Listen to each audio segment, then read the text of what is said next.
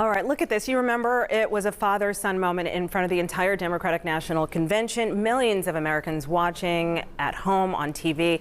17-year-old Gus Waltz reacting to his father's speech as he accepted the nomination for vice president at the DNC. A sweet moment that went sour on social media with negative comments directed at the 17-year-old.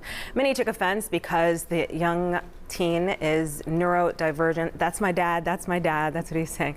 By some estimates, about 15 to 20% of the population is neurodiverse, according to Eagle Hill Consulting. But what does that mean? I had no idea what this was. And to gain a better understanding, licensed educational psychologist Dr. Karen Streeter, aka Dr. K, is here. So I was like, what is this word? I know. Everybody's freaking out thinking it's something new. Okay. And if you break down the word neurodivergent, right. Neuro meaning of the nerves or nervous system or the brain, so it's thinking, divergent, differently. Thinking differently. I do that every day. Versus neurotypical, which is thinking like everybody else or in a common sort of way. So it's just really those common disorders or conditions that we're already used to, like ADHD, attention deficit hyperactivity disorder. That's a neurodivergent? It is, because they have a different way of thinking about things. Autism, they have a different way of thinking about things. They may have a different way of communicating. And you say hard time focusing. There are a list of things. Yeah, so with your ADHD, you may have a hard time focusing. You may have a hard time being still.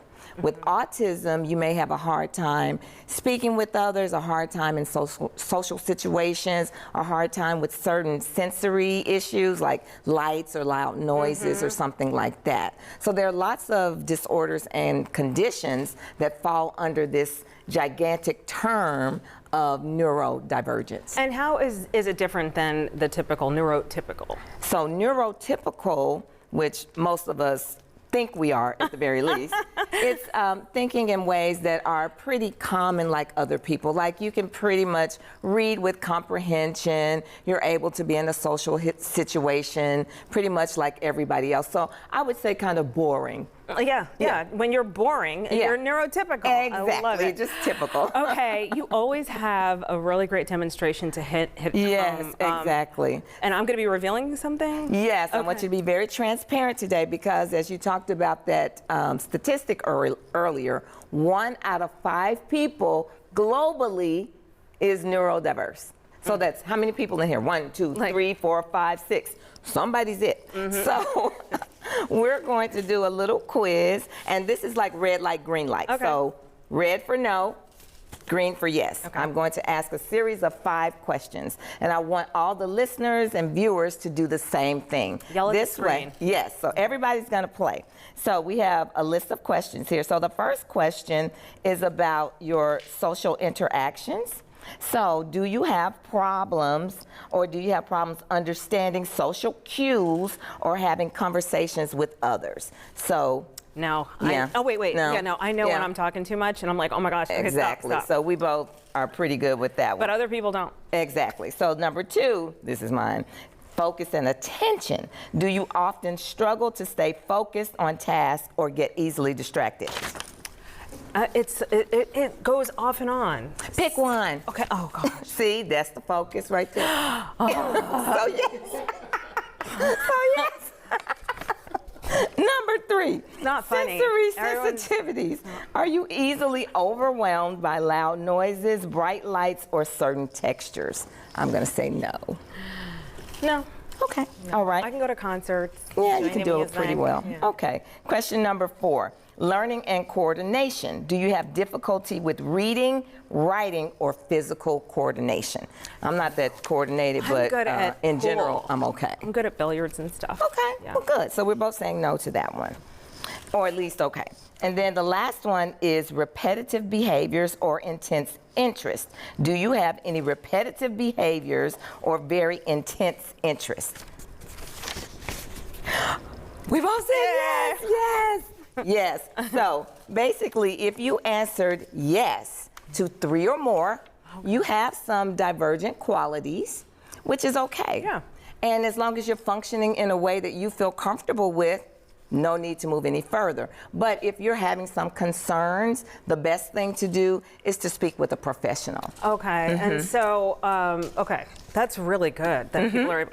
And so, where does it go from there? Do you you go into? Are there courses like that they put you through? Or? Right. Well, the first thing is making sure that you get the correct diagnosis. Right. So if you have those questions about whether or not you're within the neurodivergent community, you should go. Like, I'm an licensed educational psychologist. Oftentimes I work in schools. Right. So you can go, if your child is having an issue, you can go to that school, talk about the issues, and they can have a psychologist to do what we call an intensive psychoeducational workup for them.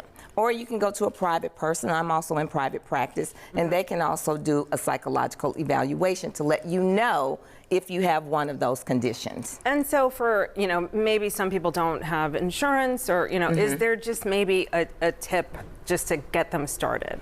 Yes, well, I think the first thing is to see how you're functioning in life. Are you able to handle the normal everyday stressors? Right. You can get some type of self-help book like Oh, yeah. Dr. Okay, K's 5 Ks of Being Okay, which will help you with everyday stressors. You can also speak with someone at the school to see if they can put some regular interventions in place to help move the environment around so you can function in it better.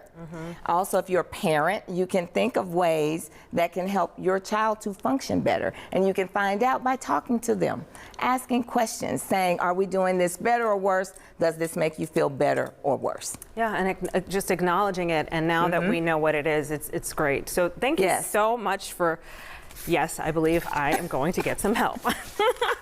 Thank you so much, Dr. Gay. Really appreciate you. Thank you. I appreciate it too.